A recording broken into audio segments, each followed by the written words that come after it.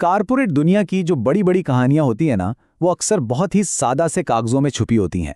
तो आज हम पाकिस्तान स्टॉक एक्सचेंज को भेजे गए एक ऐसे ही नोटिस को खोलकर देखेंगे और ये जानने की कोशिश करेंगे कि इस बज़ाहिर मामूली से खत के पीछे असल में चल क्या रहा है।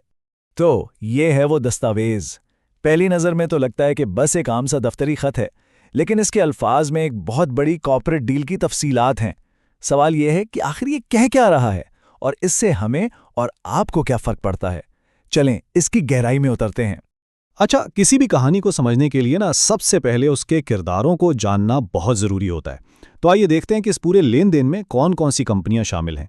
तो इस कहानी के 3 अहम किरदार हैं। एक है खरीदार, जो कि है Pakistan aluminium beverage cans limited यानी PABC।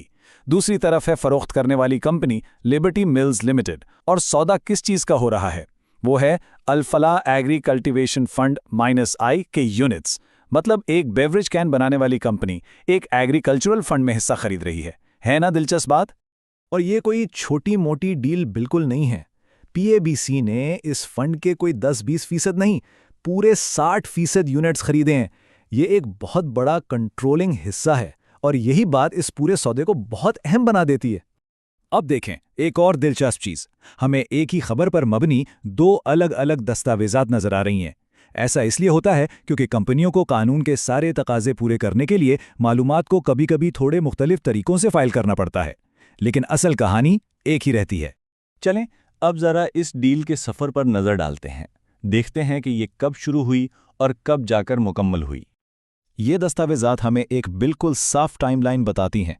9 दिसंबर 2025 को इस डील का पहली बार ऐलान किया गया और फिर इसके ठीक तकरीबन 3 महीने बाद 6 मार्च 2026 को ये सौदा फाइनल हो गया, मतलब ट्रांजैक्शन मुकम्मल हो गई। तो सवाल ये पैदा होता है कि आखिर कोई भी कंपनी अपनी इतनी अंदरूनी तफसीलात आवाम को बताने पर मजबूर क्यों होती है? अच्छा, इसका जवाब कानून और कवायद व ज़वाबित में छुपा है। इस सारे मामले को समझने के लिए सबसे पहले ये जानना ज़रूरी है कि मटीरियल इन्फॉर्मेशन क्या होती है। कानून की ज़ुबान में ये कोई भी ऐसी खबर है जो स्टॉक मार्केट में किसी सरमायाकार के फैसले को बदल सकती है। मतलब कोई ऐसी बात जिससे कोई सोचे कि अरे मुझे ये शेयर खरीदना चाहिए या बेच देना चाहिए। ये बहुत ही अहम चीज़ है। और ये सारी मालूमात जिस बड़े कानून के तहत बताई जाती हैं वो है सिक्योरिटीज़ एक्ट 2015। इस कानून का बुनियादी मकसद ही ये है कि मार्केट में सब कुछ खुला और साफ हो ताकि सबके साथ इंसाफ हो। इस बड़े कानून के अलावा पाकिस्तान स्टॉक एक्सचेंज यानी PSX के अपने भी खास उसूल हैं। ये वो रूल बुक है जिस पर स्टॉक मार्केट में लिस्टेड हर कंपनी को अमल करना ही करना होता है। और ये रहा सबूत सीधा दस्तावेज के अंदर से। ये खत खुद बता रहा है कि ये ऐलान सिक्योरिटीज़ एक्ट और PSX के ज़वाबित की वजह से किया जा रहा है। तो मतलब ये कोई मेहरबानी नहीं है, ये कानून की पाबंदी है जो कंपनियों को मजबूर करती है कि हर अहम बात आवाम के सामने लाएं।